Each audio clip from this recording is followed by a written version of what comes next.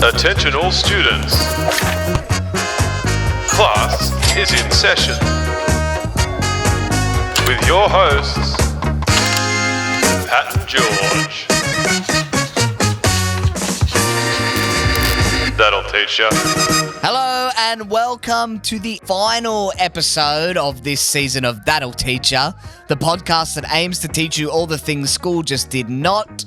I'm your co-host, Patrick Johnson. With me, I have George Lamone. George, how are we? Mate, I'm phenomenal today. We have got a huge episode. Yes. I've heard the rumours. You have heard the rumours?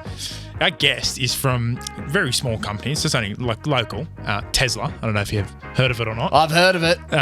You're not serious. Mate, what can I say? We pull all stops here. We've lined up the Musk. Elon Musk is going to be on the show today. Ladies and gentlemen. Boys, I just got a text. Oh, you're joking. The rocket ship didn't fit in the parking behind IGA. I told him to clear that out this morning. He's ducked off back to Mars. Yeah, typical airline fashion. What are we gonna do? Wow. Anyway, I think it's best we just put you boys on the stands. What do you reckon? Yep, let's run with that. Let's do it. That'll teach ya. All right. So thank you for joining us. We've spent the last 7 episodes getting to know other guests that Pat and George have been interviewing and asking about sort of their little spheres of knowledge. This week we thought we would take on the lovely hosts as guests and get to know them a little bit and about what they do and the whole reason for this podcast, which is stuff that school missed. So, boys, tell us a little about yourselves for the audience, please. Thank you for a lovely introduction, Carter. Oh, you're welcome. Yeah, we don't usually get such nice words spoken about us. Firstly, I'm off Elon for cancelling last minute. Poor form. I was close to making that happen. We were close. Look, just for those of you who are listening and don't actually know what we do, I mean, you've probably listened to us yap on time and time again, but George and I are mortgage brokers. We're mortgage brokers specifically for mortgage choice. You've probably seen other competitors out there, think Aussie, Home Loans, Yellow Brick Road, things like that. You've seen advertised. Mortgage choice is the aggregator. And within that, we have the Sutherland, Cronulla, and Wollongong franchises. Now, it's not location specific, so we can help people across Australia with a wide range of things. But primarily, we deal mostly with residential home loans, investment home loans, and getting people into the property market. Of course, and not restricting to just specifically property. We do things like business loans, personal loans, commercial property, asset finance. Yep, helped someone get a jet ski the other day. Pretty much whatever you need finance for, that's what we do. But the biggest piece that we have, and part of the reason why we do this podcast for everyone, is education is such a core part of our business. Yeah. We genuinely care about people knowing how to get into the market, why it's important to get in the market, and coaching them through that entire process, from putting an offer in on a place to, how do I fund my retirement, through some of the other guests that we've had on there that have shared insight. We work very closely with them. Yeah, such a core skill and piece of knowledge that you need to have that not many people do have. So I think. And, that's really at the crux of this whole podcast, is what we didn't get taught in school is, how do you get a mortgage? What does a mortgage do? Why do I need a mortgage? And how do I make it work for me long term? I feel like they taught you how to get to uni. Yeah. And that's 100%. like and then you the ticket get stuck in that. to what? Yeah. That's what it felt like. Yeah. And then you really don't even know it unless someone else around you in your family or something has been through the process. So I think it's, super, super important. And we enjoy it. I'm sure you hate it. Yeah. No, it is. I mean, it's like any job, you've got your ups and downs. I think the best part of it is being a part of people's story. Yeah.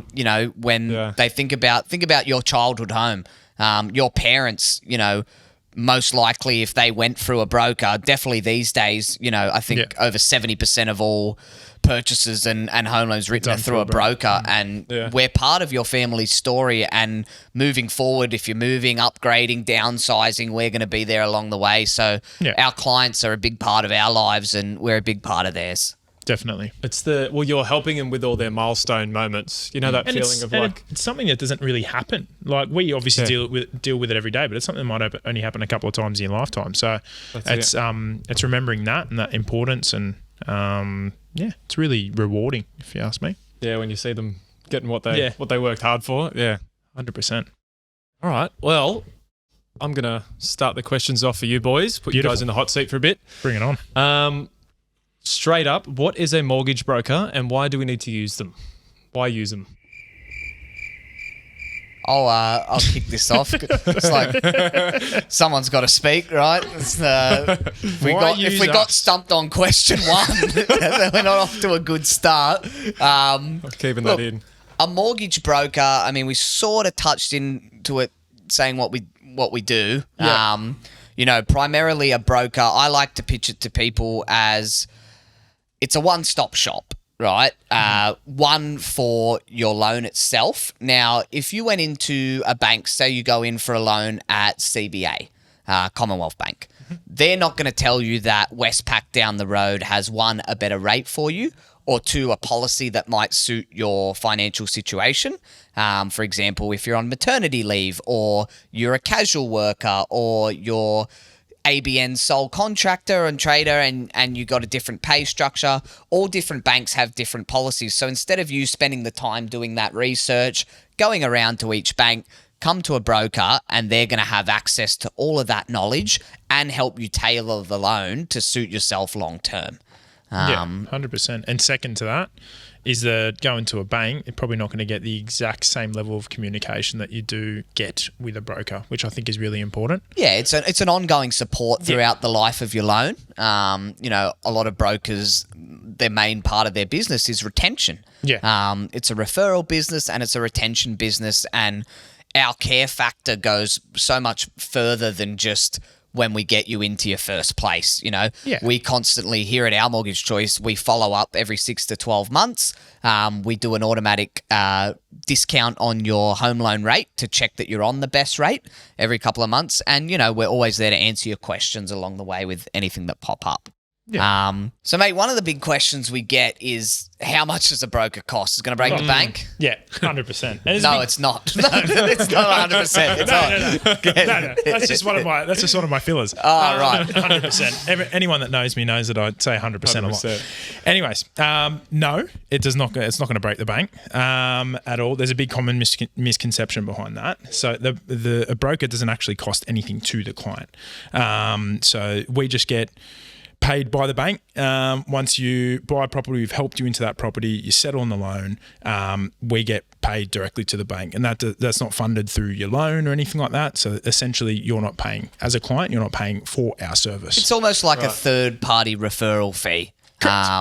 And here at Mortgage Choice, and it's not the same for brokers everywhere, but specifically to Mortgage Choice, we actually get paid the same by every lender on our panel. Good point. So there's no incentive here for us to push you to, say, Westpac versus St. George, because at the end of the day, it's the same for us. Where we get our value from is making sure you get the best deal, it's best suited to you, and throughout the life of your loan, we're providing that ongoing care.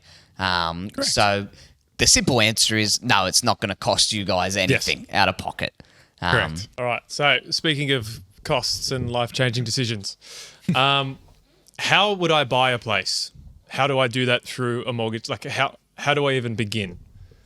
What do I start with? Like, what's the average price in my area? Do I have to save up cash for a deposit? Like, how much? Like, all these terms. Come and see Pat and George. That's what I mean. So I start with Pat and George. Short answer, send us a DM, get in there. So I've let's listened have to the a podcast. chat. You've clicked on it, seen our face. Yeah. Look, I mean, there's obviously a lot of variables. Like I said, we can help anyone, anywhere across the country. So obviously, the average house price across states, suburbs is always going to be different. Now, there's one common agreement is that it's expensive, right? And now, in terms of saving, there's two elements to a loan. There's your income, which dictates how much you can borrow, and there's your deposit, which dictates how much you can buy for. Now, you've probably all heard the term that you need a 20% deposit. Now, let's think about that. If you're purchasing for $1 million, that means you're going to at least need to save $200,000, right? Not taking into account Stamp duty and costs. Now, Carter, let me just ask, have you got 200 grand in your bank account at the moment? I'm not going to say that online. Well, I'll answer for you. No, and you'd be in line with most people our age, and it's quite a daunting task to save that amount of money and really only just scrape in a 20% deposit. Now, if you don't have that money saved, it's not the be all and end all. There are other ways in. Do we want to touch on and give people a little insight to that income hurdle? Because I feel like they go hand in hand, the deposit and with your income. I would say the most important asset you can have when going for a loan is not how much money you've got in the bank, it's how much money you earn. Correct. Which really dictates because you're obviously how much you can borrow. Borrowing more than what you're putting down. So obviously, that's going to make a huge difference. Obviously, income plays an integral part in obtaining a loan. So obviously, the more that you earn, the more that you're going to be able to borrow. And obviously, the more that you prove that you can earn for all those self-employed clients out there. Yeah, so all those dodgy accountants, Katie, stop putting the income down because on paper we need it up for the banks. So we get in clashes with accountants there. Yeah, but so there's not a real way to get around that in terms of income. So well, that's right. So for that, the income heavily dictates what you can borrow. Yeah. But going back to that deposit hurdle, when you're sitting there and if you're going like Carter was, no way in hell I'm going to have that much saved. I mean, we're talking a 20% deposit of $1 million is 200 grand, but even if you bring that down, still a lot of money, So how do you get around that if you're not going to save it? It could take people 20, 30 years to save that much money, especially if you're not good at saving like me. It is hard. And especially if you're living out of home as well, not with the parents. Yeah, and everyone's got their own different situations, but there is a little bit of a light at the end of the tunnel. Always. Unlike income, there are little loopholes and different variations of a deposit. Yeah. Now, one of the big one, and I'm sure you've probably all heard it, although you might not know what it means despite pretending to, is guarantor. Yeah. We've had lots of clients come to us and go, my dad earns $400,000 a year. He's going to guarantor me. Doesn't work like that, right? So guarantor essentially means that instead of you having to save up a 20% deposit, they take it from the equity in your parents' property, which means that let's say your mum and dad own a house and it's worth $1 million. They don't have a loan over it. They take 200 grand of that and use it as your deposit. Now, what does this mean for your parents who are guaranteeing? Because there's misconceptions about that too. It doesn't mean that they now have a loan of $200,000. They don't start making repayments on that $200,000. It is secure. It is a security deposit. So basically, it means that if you default on your loan and you can't make the payments, the bank is entitled to take that amount of money out of the equity in the property that has been used as the security guarantor. Yeah, big misconception there is it doesn't cost your parents anything. Not everyone's parents are going to be in that financial position to go guarantor. Yeah. They might not have a property at all. They might not have the equity in the property, or they might be like my parents and couldn't trust me as far as I could throw me to make the repayments and just flat out say no. So for those people, is 20% deposit still the be all and end all? No, it is not. Now, probably the most prominent way around that, if you haven't got guarantor as an option, is through government schemes. So two biggest ones, and the two ones that we see being used the most by our clients, 5% deposit scheme. Mm-hmm. So essentially, it's in those words, you only need to save a 5% deposit. Mm-hmm. Key thing there is 5% deposit needs to be genuinely saved, which means it needs to be, have saved in your bank account for at least 3 months. Yeah, so you can't go out to the pokies, win the grand jackpot, and then use that the next day. If you left it in your bank account for 3 months, then that would possibly be classed as genuinely saved. But what George is saying is that you can't get your mum and dad to give you a 5% deposit and then apply for this government scheme. You need to prove that you've been saving it. Now, if you're out there, sorry to interrupt, George, but if you're out there renting at the moment, they will actually include the rent you're paying as a form of genuine savings, because you might say, well, I'm renting at the moment, so That's I all can't my actually savings." save that money. They will take that into account if you can prove over X amount of time you're paying that. Some of that will be taken into account as genuinely saved. Definitely. No, I agree. And it goes hand in hand. Obviously, it makes it a lot easier for you to save 5% in opposed to 20%. Now, that in conjunction with one of the other really good government schemes that they've got going on at the moment, which is stamp duty exemption. Yes, big one. Yeah, so that's probably, and a lot of people out there can utilise that to go back onto, without overcomplicating things, with the 5% deposit scheme, which I didn't mention, is there's a lot of prerequisites in that. In terms of thresholds of the amount you can earn per year and able to qualify for the scheme. So if you want to know more about that, come and see us. But yes, going back onto stamp duty exemption, essentially it means, and it's just recently gone up this new financial year, but essentially it means that any property up to the purchase price of $800,000, you don't have to pay stamp duty at all. So, which to give people perspective, that's going to save you, if you're buying at 800,000. What's the stamp duty on that's that? going to save you around 30 to 40 grand, depending on where you're buying. So that's 30 to 40 grand less that you now have to save just for being a first home buyer. Correct. And then from 800 up to $1 million, it's a discounted amount. So still, like, even if you're purchasing closer to the $1 million mark, it still makes a difference. But those two, if you're able to utilise the 5% deposit scheme as well, those two in conjunction with each other can make things a lot easier. Cool. All right, boys, I'll move us on to the next topic, I think. Paddy, it sounds like Paddy's catchphrase, but what is rent vesting? Can you explain this for the audience, I don't know why that sounds like my catchphrase. I'm not walking around going, rent vesting, rent vesting. So you're doing it right rent now. vesting. Yes. If you can't buy, think about rent vesting. What does that mean? What is that? Mate, rent vesting essentially is, like, let's say your income's not exactly where you want it to be to buy the $1 million house, right? Yeah. And let's say the bank's only going to give you, based on your income, they're only going to give you $300,000. Now, if you're looking around Sydney, that might buy you a parking space. That's going to get you absolutely nothing around here.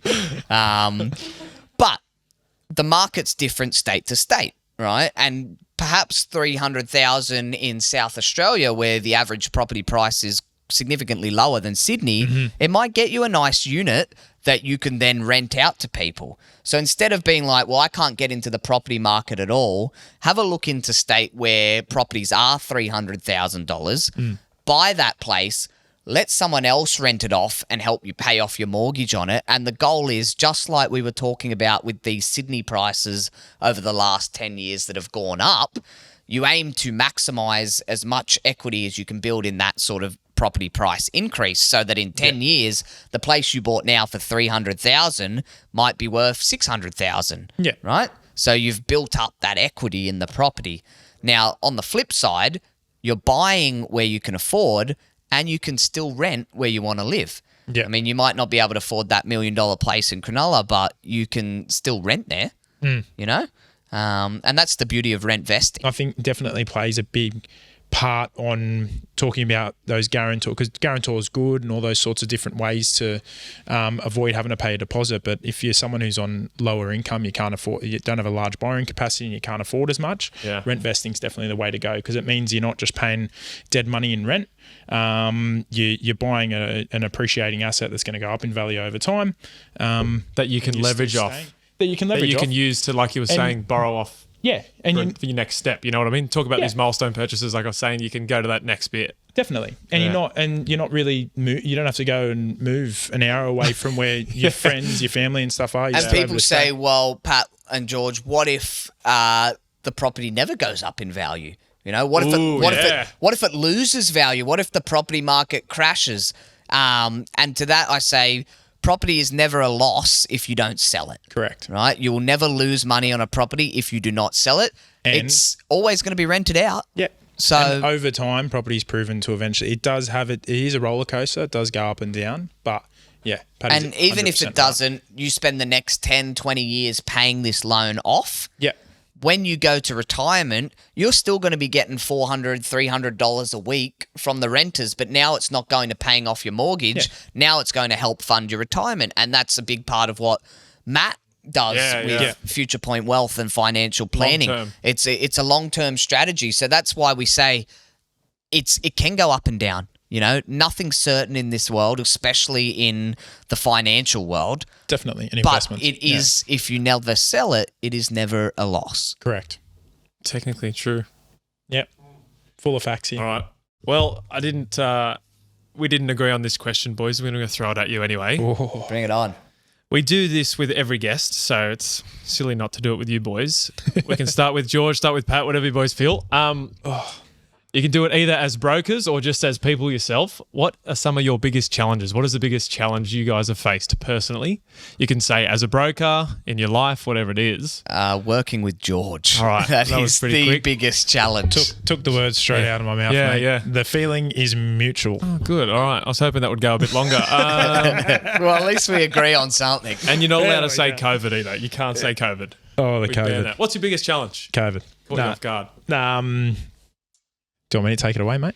You go for yours first. I got mine. I guess so.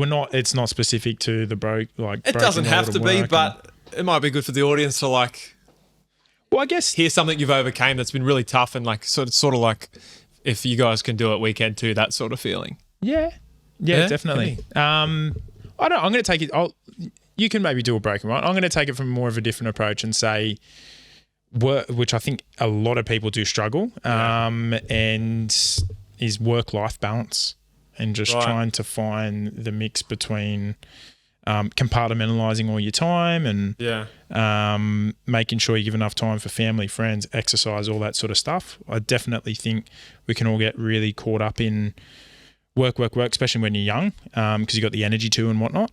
But yeah, if that was for me, it's probably one of the biggest challenges, and it's always going to be a work in progress. I don't think anyone's ever perfect at it, even if they do say they are. But yeah, I think when people say work-life balance, a lot of people, I think, get an image of their head of two scales of 50-50. Yeah. And I think everyone runs different, obviously. But definitely. Like, people need more, it's not necessarily 50-50 because there's so many different factors of your life that you need to concentrate on. But yeah, if you had to bring it down to one major challenge, it probably pops up in my head. That's me. It's an honest answer. All right, let's see what Paddy can come up with now. I'm still good with working with George. Give me something for the audience. Come on. I personally find the biggest challenge of this job is there's a lot of highs, massive highs of getting someone into that first house, and they've sent you photos of them with the keys, and they're in, and it's all great, and they're like, Pat, that was so easy. You made it so easy, and we felt so safe and comfortable going through this process with you, but there's a lot of lows, there's a lot of people that I speak to who are separating from partners, single mums going through a divorce that need to, take the loan into their name because they want the house for the kids, and the borrowing capacity is just not there. Or, you get someone really excited coming in to buy their first place and they've got such high expectations, and you got to balance that of giving them the bad news and not selling them on the fairy tale of, if you just do this or just do that. As badly as you want to give them that answer, sometimes you've just got to manage expectations. I was about to ask you, how do you guys, that's a good little segue, I guess, but just say I'm a client coming in, I think, how do you, it must be a massive part of your job to, manage those expectations. Well, it's not to lie or not to nurture you or still want to but you shut someone down straight away. No, I think that's the biggest. It's like a. But at the same time, you don't want to give people false hope. That's the balance. And like I think Liz was on talking about being a PT, saying that you become a therapist and all sorts of things. It's the same here. I mean, you get invested in people's lives and you're trying to help them financially, and it's a tolling challenge. You when you finish the day's work, it doesn't just go away. You don't turn that off and you sit there thinking about maybe if we do it this way or maybe if we do it that way,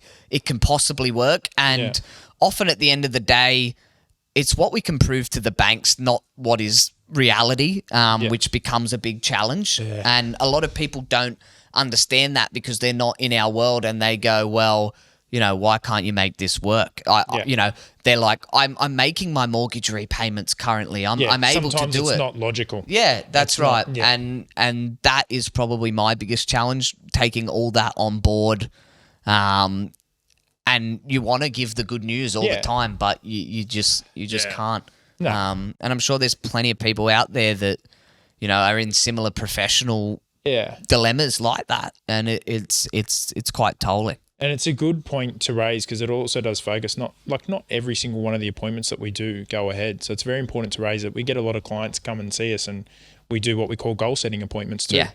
So if it's something that's not going to work right now, okay, we set a plan in place. These are the things that you need to achieve what and get to where you want to be. So it's not always, even though the overarching thing might not be positive in terms of whether you can do it right now, doesn't mean you can't do it in the future if you set the right goalposts up. So, which is why this episode is so important, because it focuses on the crux of the loan. If you want to buy a place, ask yourself the question: where am I going to get my deposit from, and what does my income look like? Yeah. If you are aware of those things, you'll get a good gist of, are you likely to get a loan? And if not, what can you do to put yourself in a better position to buy a place? Definitely.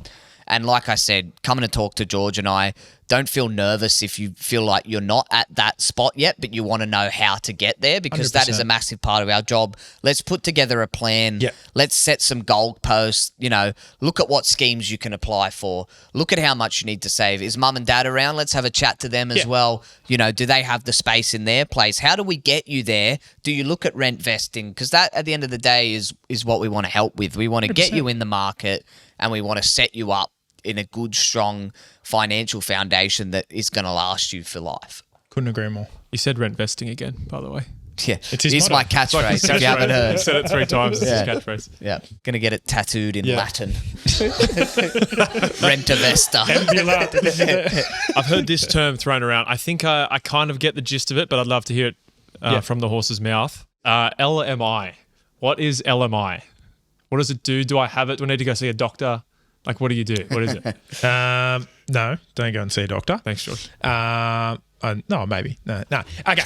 No. So LMI stands for Lender's Mortgage Insurance. So it essentially means, in simple terms, and it's the crux of what we're talking about today, talking about a 20% deposit. If you have anything less than a 20% deposit for the property that you're purchasing, you will have to pay some amount of LMI.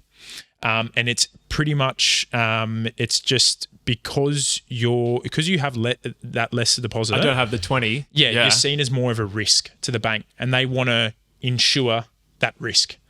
That's fair.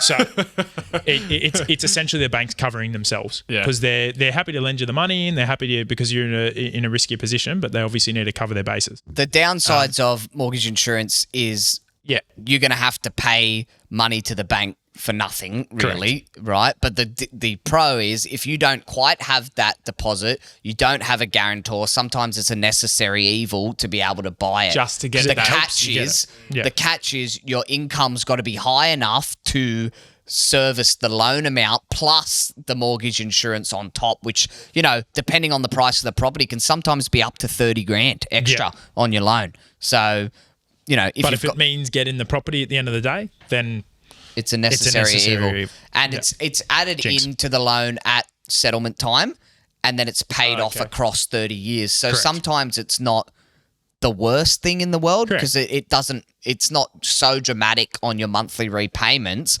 but it's best to avoid it if you can. Yeah. It's just a way to get that like transaction happening. Because often if you've got mortgage insurance on your loan as well, you're on a higher interest rate, which means your monthly repayments are more. Yeah. Whereas if you've got that 20% deposit, because you're less of the risk, the bank rewards you with a lower interest rate. Correct. So those sorts of things come in over the life of the loan as well. There's so much to it. Yeah. We could do 10 episodes on just this sort of stuff. But if anyone's got more things that want to run through, definitely questions popping up, let us know. Also, follow our page, Pat and George, SCW on Instagram because we do. SCW. Yep, good. Yeah, glad I It'll be know in the it. show notes, I hope. Now, something that we do with all the guests, obviously, I think we should do the same for you guys, is what did you keep in your lunchbox at school? What was in George's lunchbox when he showed up to year 5? Oh, far out. About Moussaka. half a deli. Anyone ever seen Wog Boy, the movie? Oh my God. Half the playground would be full of the salami and look, apart from the LCM bars and the roll-ups and whatnot and the space food bars and all that sort of stuff, I'll turn back to my Greek roots and I would have what they call a tarama sandwich, which is caviar, like It's the caviar diet. No, we're back. Mate. We're back. And Speaks a lot. oysters in his drink bottle. Yeah. But it's like a caviar spread, so it's pink. For Yeah. all those who know, like taramo salata is just like it's a common dip now. Don't frown like Sounds that, fancy. Patrick. But yeah, it's actually very yummy. But it looks weird because it was pink, and I used to often people in bullied? the playground. Oh yeah, bullied. Yeah, we would say that. Used to just come up and say, "What's that pink shit on your sandwich?" I'd be like, "Don't diss it before you try it." Oh, So that's me. That was what's in my lunchbox. damn. That's a hard one to live never- up to, isn't it? I never had a lunchbox, really. Like, Oh, here we go. Oh, I really didn't. You would know. We went to school together. You would know every day I bought my lunch at the canteen. I think it was a quick fix for my dad to just give me the cash and shut up. Shut up about it, yeah. My go-to was always a cheese and bacon roll with honey soy chicken chips crushed up inside the cheese and that was a bacon D-Lar roll. special. That was a Oh, secret it was recipe. unreal. But yeah, I when I was in primary school, it always used to be my dad would pack me those space food sticks. They were awful. I reverted to primary school. I didn't even think about high school. You went straight to high school. I was thinking about what I had in primary school. I was probably like you. I did probably buy a lot of my lunches and stuff. in high The school. caviar train run out, did it, George? Yeah, mate. We're cutting costs. Yeah. There was still- First thing that goes, the there was- caviar. there That's was how they still get inflation back then, mate. And another thing that we do, boys, with the guests is ask them about their best and worst subjects at school. So I'll throw it over to you two. You can interview each other and find out. Yeah, let's go with worst because George and I went to school together, so I'm going to know if he's lying at me about it. So let's go worst. George, what was your worst subject at school? Would have to be music, I think. Yeah, I'd agree with that. I'm a good singer. All right. Music Songwriter? question. Name 3 Michael Jackson songs. Jesus.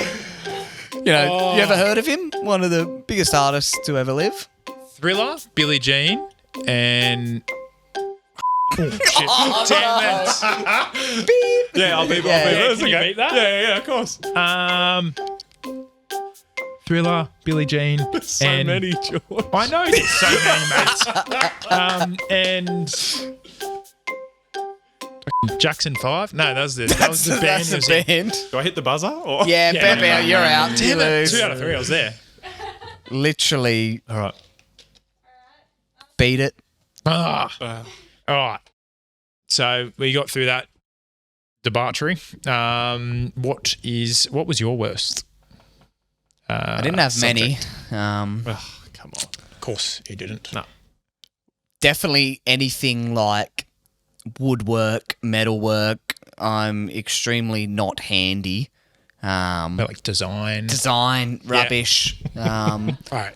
Everything that you're bad at, I was fantastic at. So It's like a match made in heaven, you two. Yeah. It's the yin and yang. Oh, yes. All right, what are you going to Don't get? frown at that. All right, I've actually got a good one for you. I'm not going to try and stump you with like a woodwork question because I know you're definitely not going to get that. You never know. I might. You wouldn't know. Nikki tried it on me once. It didn't work well for her. You wouldn't know a left-handed screwdriver if it looked you in the face. But define built-in obsolescence? Oh, yeah, don't stump me or anything. Hang on.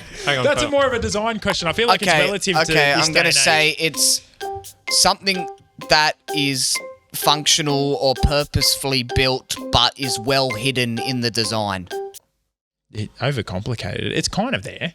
Do we have a definition exactly? I do. I've it's got it more ready. so- Do you want to go and I'll go, or what do you want to Yeah, do? the way I like to relate it is like an iPhone these days. iPhone from the day dot has had built-in obsolescence. It gets to a point where it's done and you have to get a new one. So it's pretty much... Well, it obviously hasn't- derives from the term obsolete, so Yeah. it becomes obsolete. It becomes obsolete, Well, I but it was has off. a period. I guess I was off. Yeah, but you're on the right track. What is the actual definition, Carter? It's the practice of making or designing something, such as a car, such as an iPhone, Yep. in such a way that it will only be usable for a short time so that people will Correct. have to buy another one. Correct. That's crazy. George is Nuts. a built-in obsolescent of mortgage choice to use in a sentence. You're surely cutting that. That's a G. We'll call it there, mate. Another good episode for everyone out there if you did manage to stay with us this long. Please, guys, if you do want to reach out to us, Yep. get in touch with us via the Instagram, shoot us a message. Yep. George, if you want to do the thank yous to everyone, because it was a real big episode today. Definitely. And the end of the season as well, Yeah. guys. Big milestone. Big milestone. Thank you very much, firstly, to our listeners out there. Thank you to today's guests, Patrick and George. But big thank you to Karsha and our Carter. team. Took the words out of my because mouth, you guys but- have done great this season for us. Absolutely And fantastic. we're really excited to come back again. Yeah. Pleasure. Come out roaring. That'll teach ya.